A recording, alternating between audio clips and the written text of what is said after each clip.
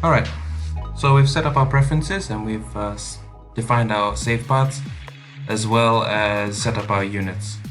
So first thing I want to do is I want to look at it in isometric view, and I'm going to define my element types. So I've got a preprocessor, element type, add, edit, delete, and I'll just be using beams for this model. So I'll go add,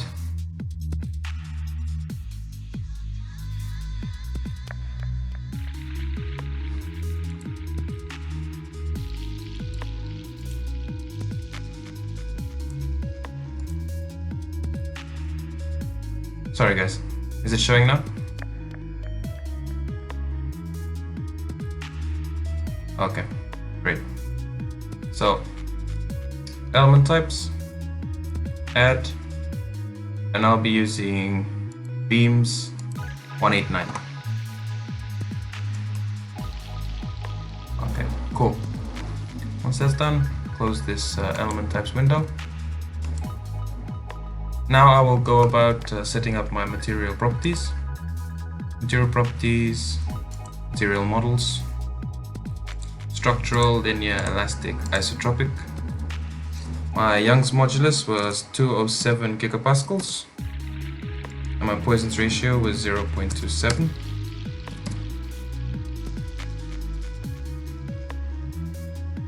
I'll also be applying gravity loads, and it's always a good idea if you're doing a structural analysis to take into account the actual weight of your materials. So that's why we have to apply gravity loads. So I'll assign a density 7870, and okay. It's done. I'll close this window.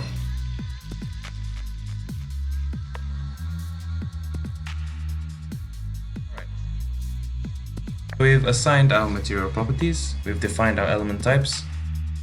We can go about setting up our sections. So I'll go sections, and like I said, I'm using two sections for this model, both round sections. One slightly thicker for the main supports, and for the cross supports I've got a thinner round section. So beams, common sections, ID number 1, I will call this 120 mm round hollow section. The subtype I will set to round hollow section.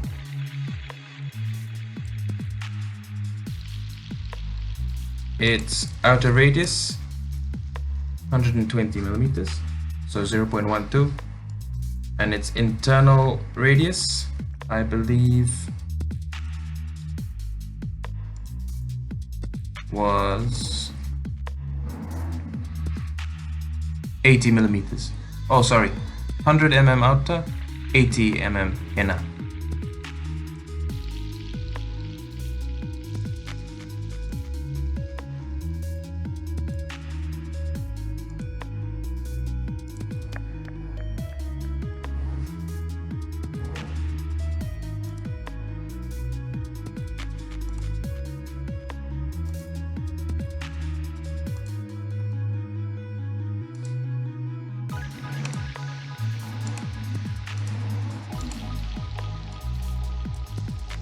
Okay, so 100 mm round hollow section, radius 100, so 0.1. This is diameter, sorry, so my outer radius will be 0.05. Internal radius will be 0.04.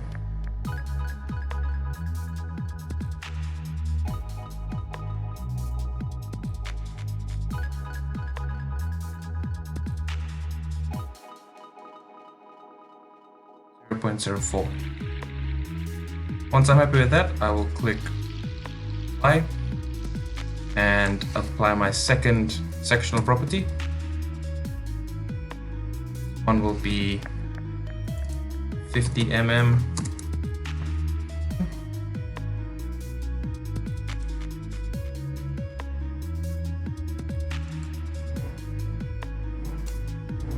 The internal radius will be 0.0175, so 35 millimeters diameter, and its outer will be 0.025, so 50 millimeters outer diameter.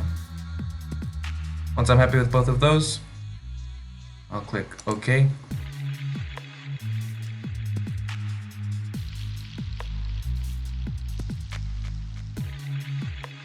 I've successfully applied my sections.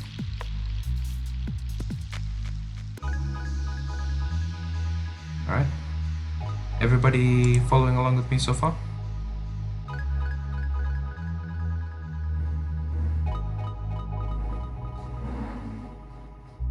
Okay, great.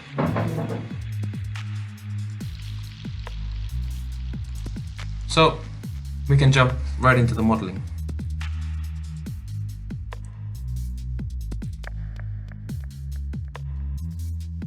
First step, my base footprint will be 3 meters by 3 meters. Okay, so I want to try and make sure that my origin is at the center of my geometry. So I will create a square 1.5 by 1.5 by 1.5, 1.5. Those will be my dimensions in the XZ plane. And that way it will create a 3 by 3 square base. Right, so I'll go create, modeling, create key points in active CS, key point number 1, 5, Y will be 0, 1.5, apply, key point 2 will be minus 1.5, 0, 1.5, 3 will be minus 0.5, 0, minus 1.5, sorry, minus 1.5, 0, minus 1.5, and key point 4 will be 1.5, 0, minus 1.5.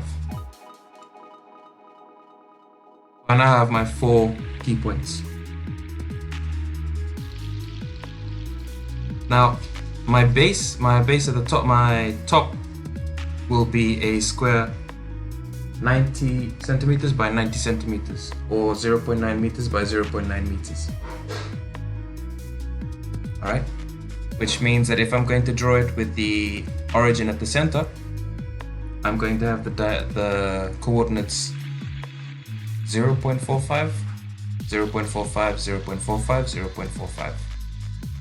Yes, so the distance from 2 to 1 is 3 meters, and if I put a point here, 0.45 and 0.45 here, the distance should be 0.9 together. Now I could do that manually, or I could use the scale option. So I'll use the scale option just to demonstrate. So I'll go to operate, scale, key points. I'll select these key points, 1, 2, 3, 4. Hit OK. Now I want to scale so that the dimension is no longer 1.5 but 0.45. And if I divide 0.45 by 1.5, I get a scaled factor of 0.3.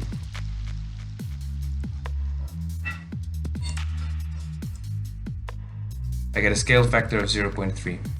So I will only have dimensions in the X and the Z axes, only in the X and the Z direction, so I will only scale those factors.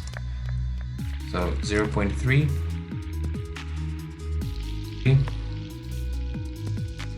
I'll click OK.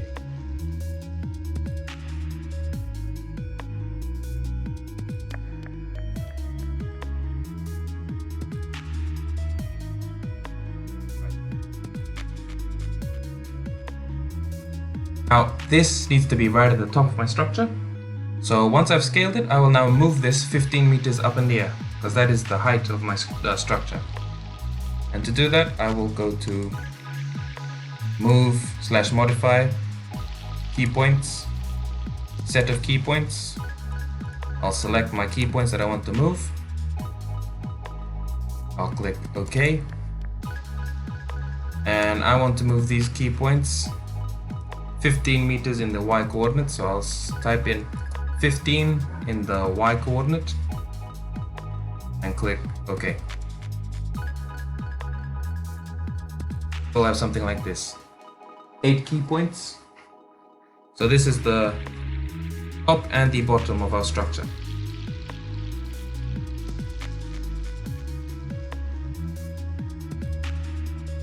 Are you all following along with me so far?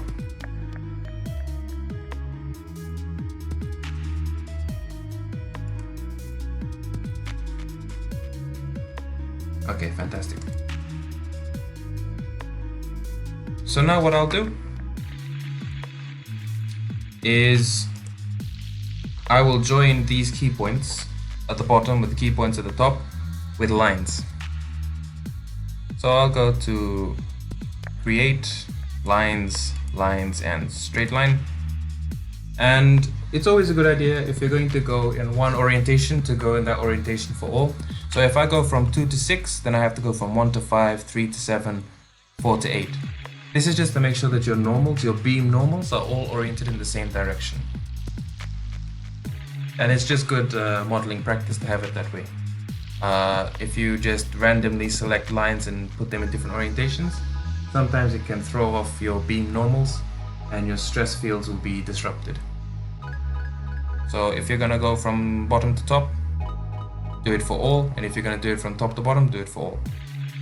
In my case, I'm gonna go from 2, 6, 3 to 7, 1 to 5, and 4 to 8. Once I'm happy with that, I'll click OK. And I'll put it on oblique view, just so you can see all the different lines. Alright.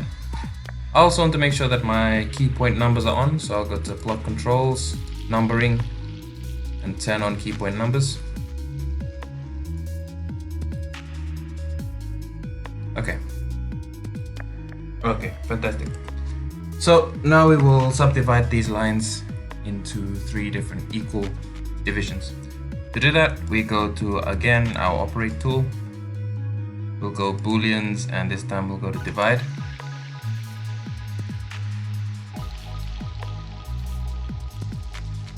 Once in divide, we'll go to line with options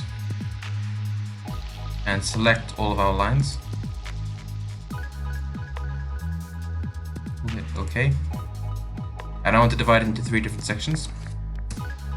So if we divide, down here it says following, if we divide more than 2 times, it'll divide it evenly anyways, okay? So if we only divide it into 2, then it will follow the ratio, but if we divide it more than 2, then it'll just follow the number of divisions that we tell it that we want to create.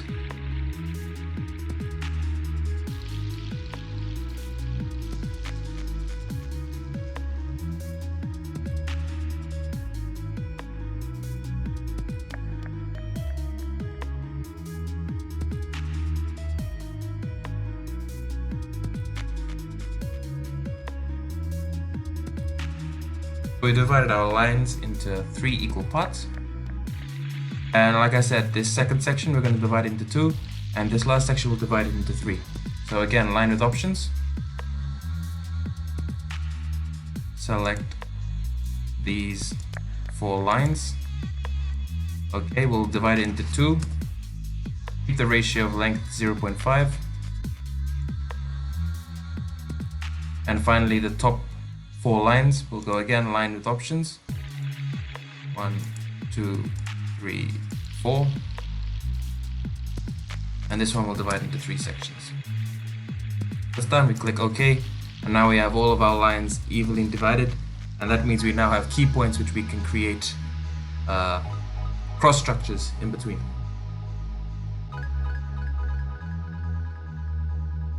Right. So once this is done, I'll connect line 9, 13, 15, 11, 17, 19, 20, 18 to create those square sections. So now I'll go back to create. line, straight line. And if I go, again, if I go counterclockwise, go counterclockwise for all. If I go clockwise, go clockwise for all. So I'll go counterclockwise.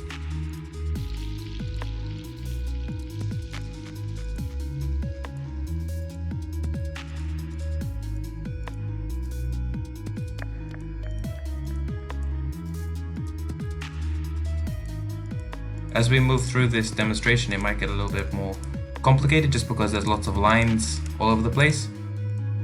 But it's always a good idea, if you can, to write down the different nodes at each level if you're working like this. So 9, 11, 15, 13, they're all one level. 17, 19, 20, 18, all one level. So on and so forth.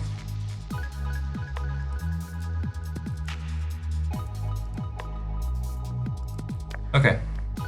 So I've created all my lines, now I'll create all my cross supports. So I'll do this section by section. So I'll do this section first, and then this section, and going up. So just so I don't have too many lines for when I start to use a tool called overlap. So again, if I'm going from bottom to top, I go bottom to top for all. So 2, 13, 1, 9, 1, 15, 4, 13,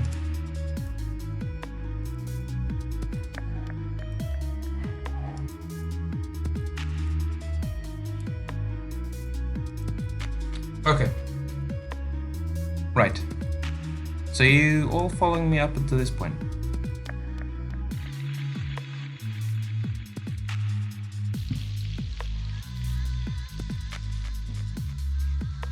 Okay, great. So it's very important to tell the software that these lines are actually connected. So let me go back to our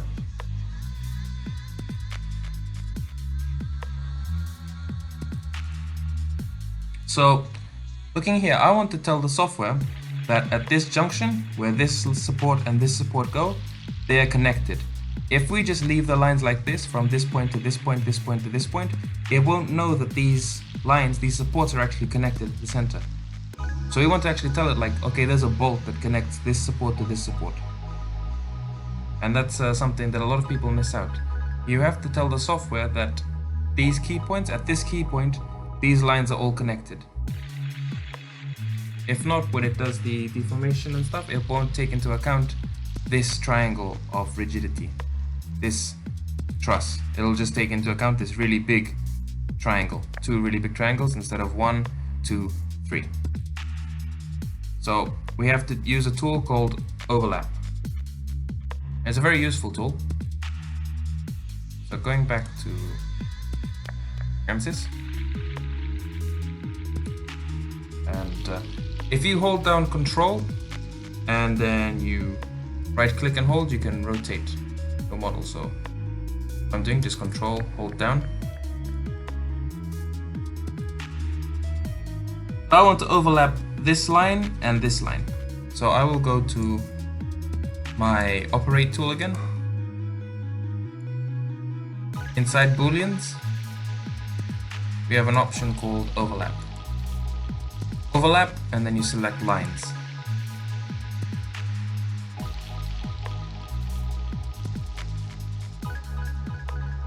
I want to overlap this line and this line, so I will select those lines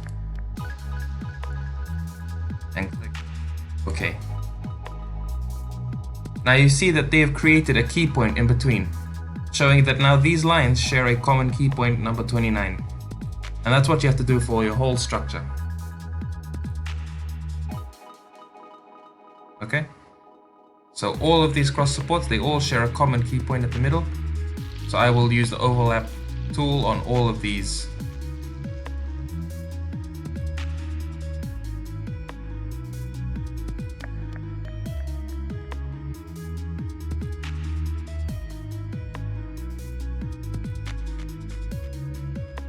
If you select something that you don't want to select, you can either go to reset, or you can go unpick and then select the line that you picked by accident.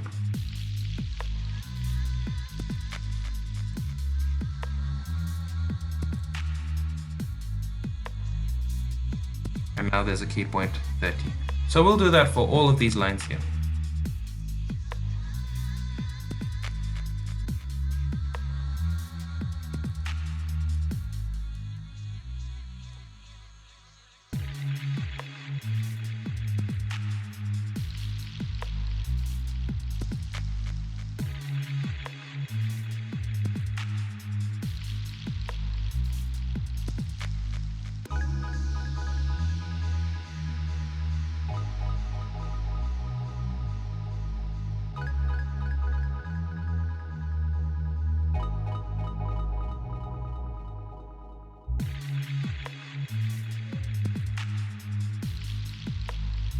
Okay. So now you should be able to see that all of my bottom supports all share a key point where they intersect. Happy with that? I'll click OK. So I've done that for the bottom layer. Okay, so I've finally finished connecting all of the necessary lines and then overlapping all of them. Now making sure that they're all connected. Once I'm done with that, I'll click OK. And your structure should look something like this.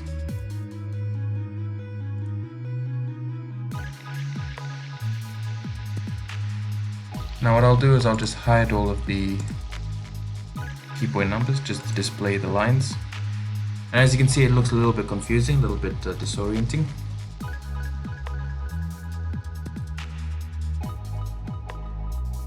So that's why it's always a good idea to work in pairs or work in groups.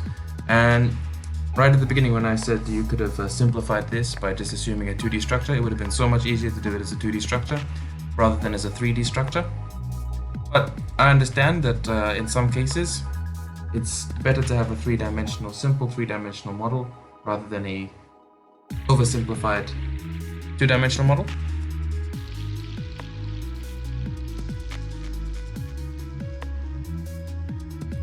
So I'm done with all of my modeling.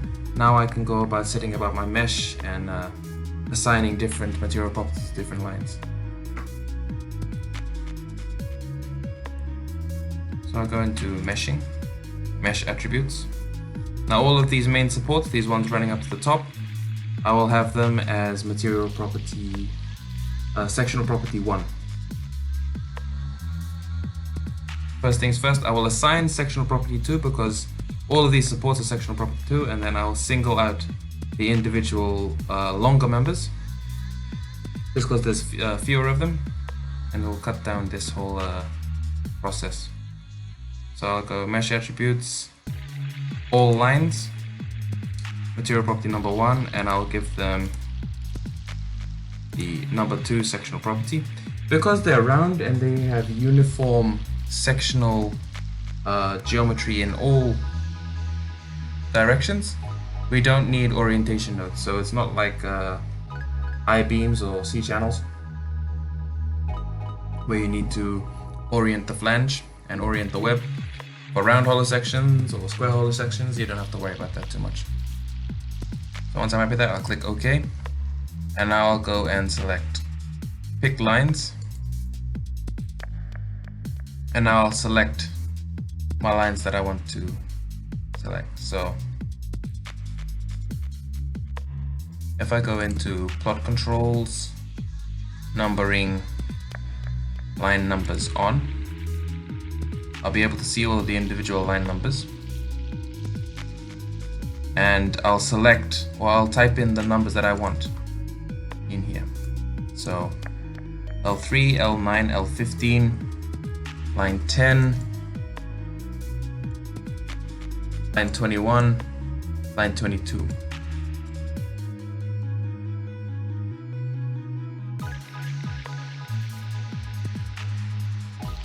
Three, 9,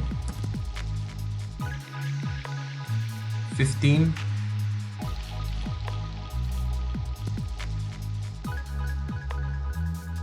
10, 21, and 22.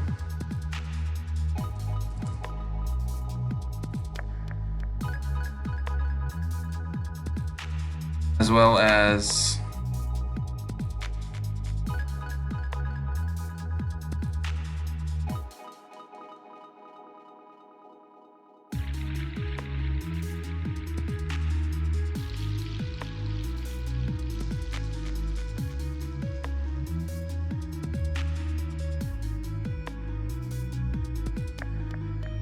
four, 11, 16,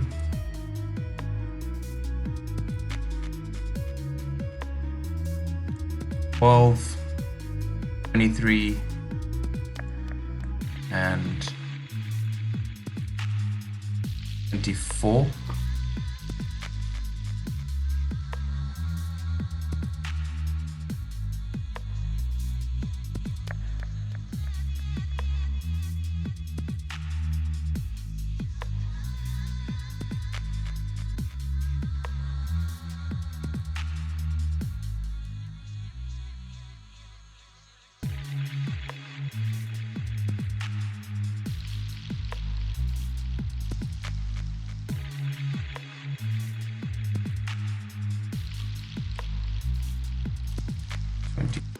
And 24.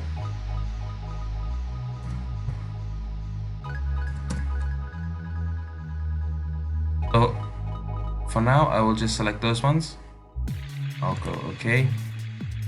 Now these ones will have this material property, this sectional property. I'll click OK, and now I have to do the other side.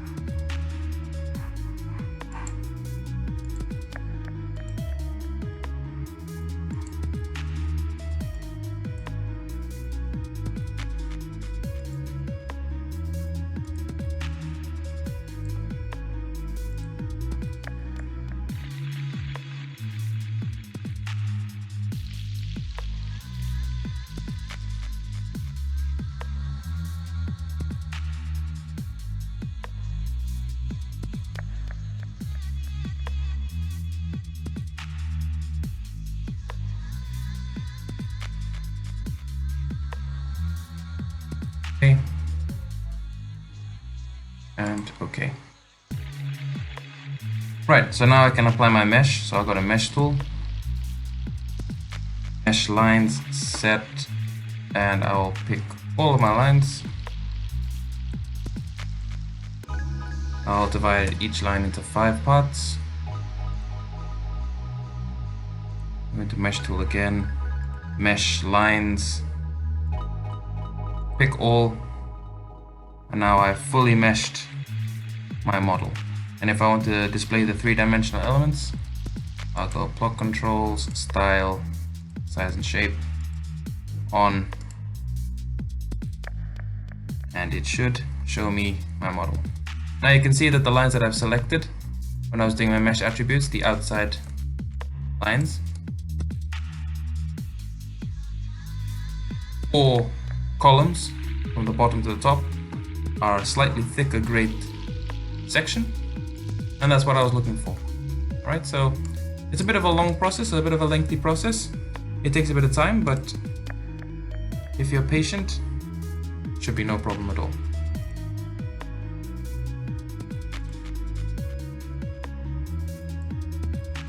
Okay, so now we've done the modeling, we've done the meshing, now we can just go about applying our loads.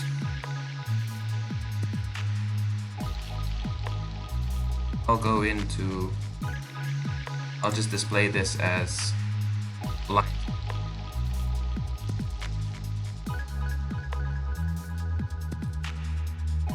and I'll set my restraints. So my restraints will obviously be all 4 of these bottom pillars. All these 4 bottom supports will be fully fixed. So I'll go into loads, define loads, apply structural displacement on key points, and all of these key points will be fully fixed. Click OK, and all degrees of freedom, the value will be 0.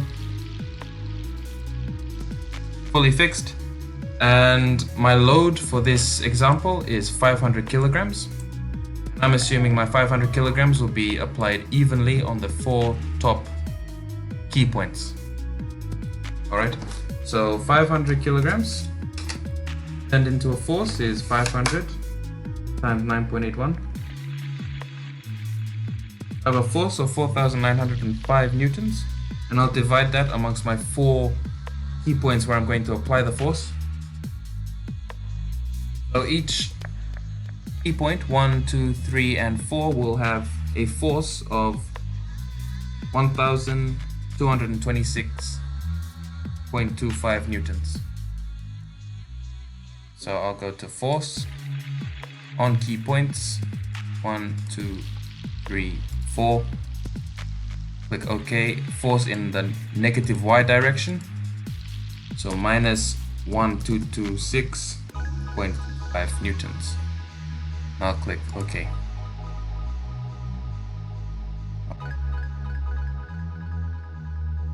Now I've applied my external load as well as my restraints, but I also have to apply the gravity loads. To do that, I'll go to inertia, gravity, global. I'll enter the value 9.81 in the y direction. I'll click OK. You'll see it'll be down here at the origin. Go plot multi-plots. It should show me all of my applied loads. So you can see I have a force and acceleration, as well as restrictions in the translational as well as the rotational degrees of freedom. I'm ready to solve.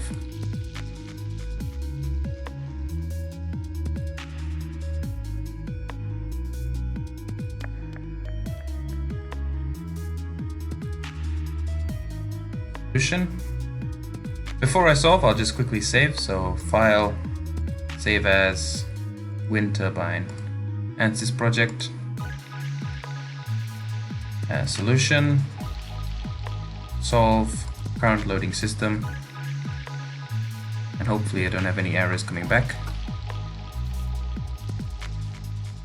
Set, solution done, no problems, no issues, no dramas. Now I'm ready to display my different plots in general post-processor. Plot results, deform shape.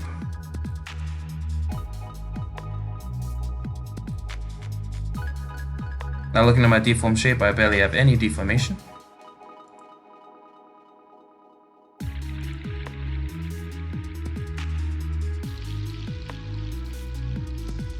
Oh, sorry, before we can go into read results, we have to actually read results. That was my mistake. Last set.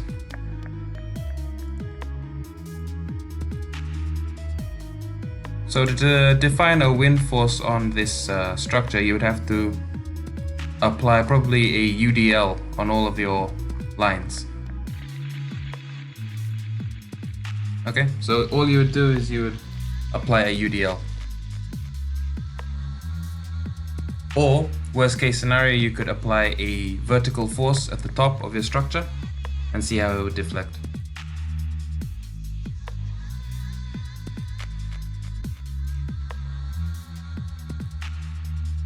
Alright.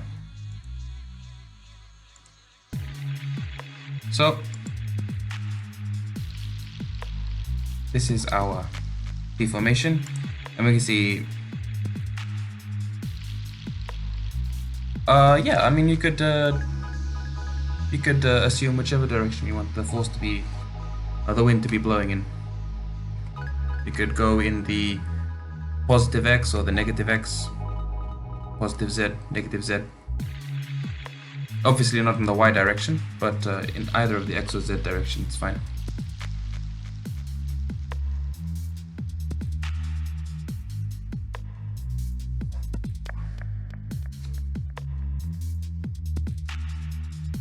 Okay. Okay, so to answer your question about changing certain geometry, okay. So once you've already modeled it and you found stress hotspots, okay, so let's just open up our results again.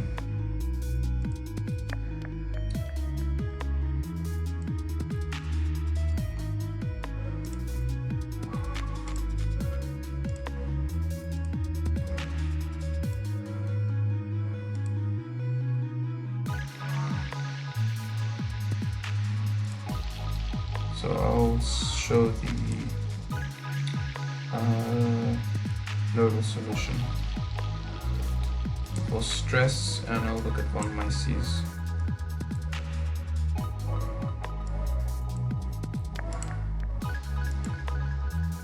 Okay, so I can see my von Mises stress in this case is not very high. Okay, I've only got about 0.2. Only got about 2 megapascals of maximum stress. So the yield stress of the material will not be that low. It'll probably be around the 200 mark. So right now this is over designed. So if I wanted to try and change the geometry of these beams here, if I wanted to change them to be lighter or smaller, because I think I can make it more cost effective, like you were saying, I'll go back to multi-plots. And in order to change your sectional properties, you have to unmesh your model. So I'll just go back to my preprocessor, mesh. I'll just clear my mesh.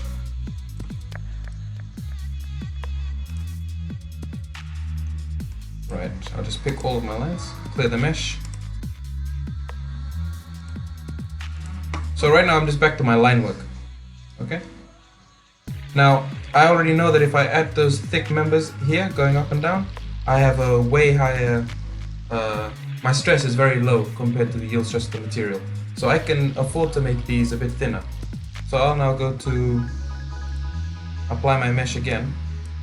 Mesh attributes, I'll pick all my lines, and I'll just make them all that thin section, not this 100. I'll make them all the 50 millimeter round hollow section. Click OK, and now I'll just mesh my lines.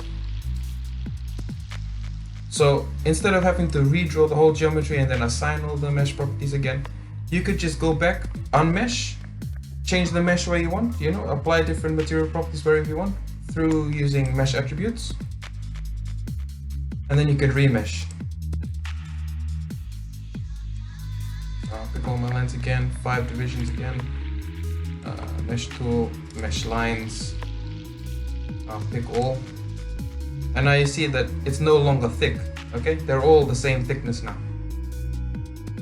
I've changed the sectional property of that material, of that section. And you could do the same for material properties as well. If I wanted to change the material properties, I could.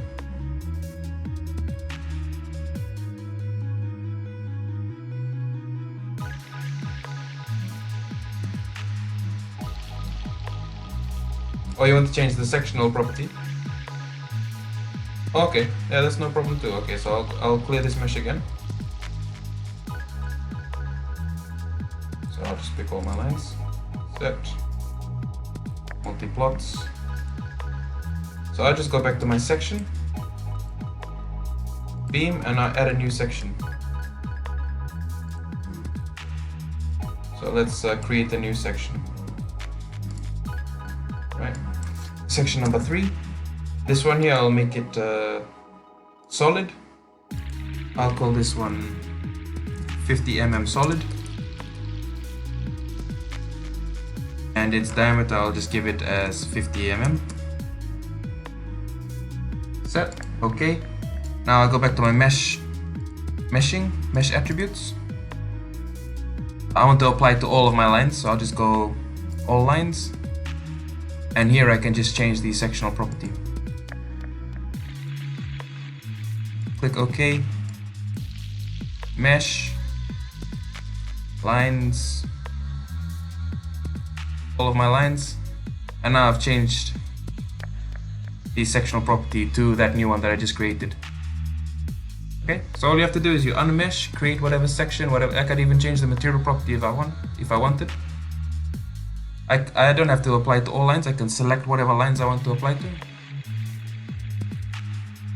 Yes, exactly. So you could pick a factor of safety that you're happy with. So in the case of pylons, I don't know what the industry standard for the factor of safety is, but you could apply that, and you could try and work towards your maximum stress being close to the value that will give you your factor of safety. So for steel, the general Young's modulus, or the yield strength of a steel, is around 400 megapascals, okay? So if I'm working towards a factor of safety of 10, my maximum stress should be around 40 megapascals. So now if I've meshed it, my loads will still be applied, okay? And if you want to check your loads, or you want to check that they're still being applied, you just go up to plot controls, symbol, and you go all applied VCs, and it'll show you what forces you're applying. So gravity is still there, the restraints are still there, the forces are still there. Now I just solve this one now. Okay. Make sure before you read your results, before you start plotting your results, you just have to read results. And that's basically just telling it like, okay, whatever analysis I just did, I want to use those results. So last set, plot results, nodal solution again. Look at von Mises again.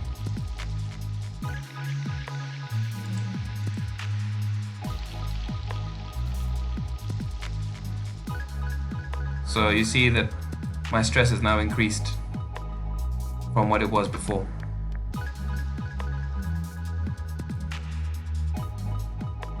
Now it's 3 megapascals.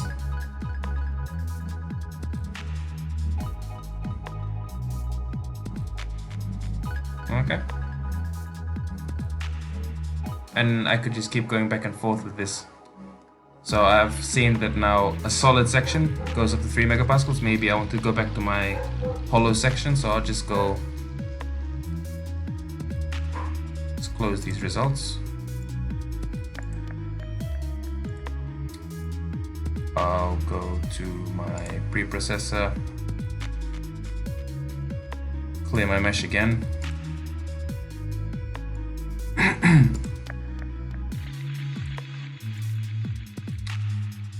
Mesh attributes, all lines. Okay, I've already tried the solid, now I'll try the hollow. Set. Okay. I'll just mesh all my lines.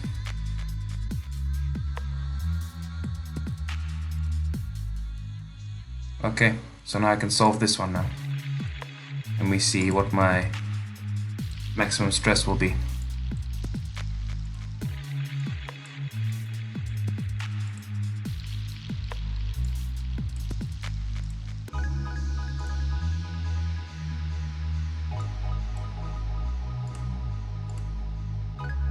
Oh, read results, sorry.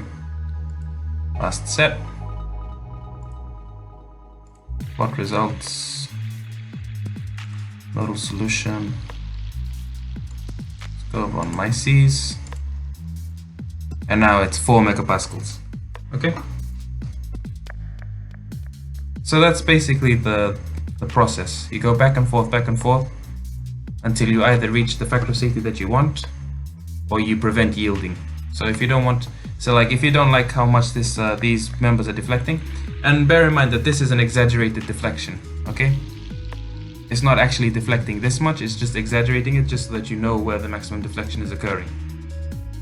But say, for example, you're not happy with the deflection there, you could add a structural support to stiffen this up.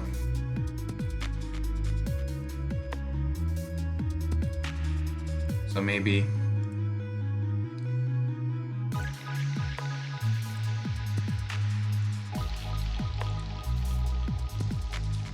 maybe you want to put a structural support in between here and here.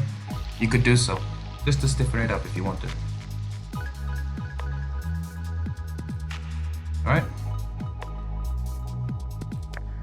You guys have any other questions?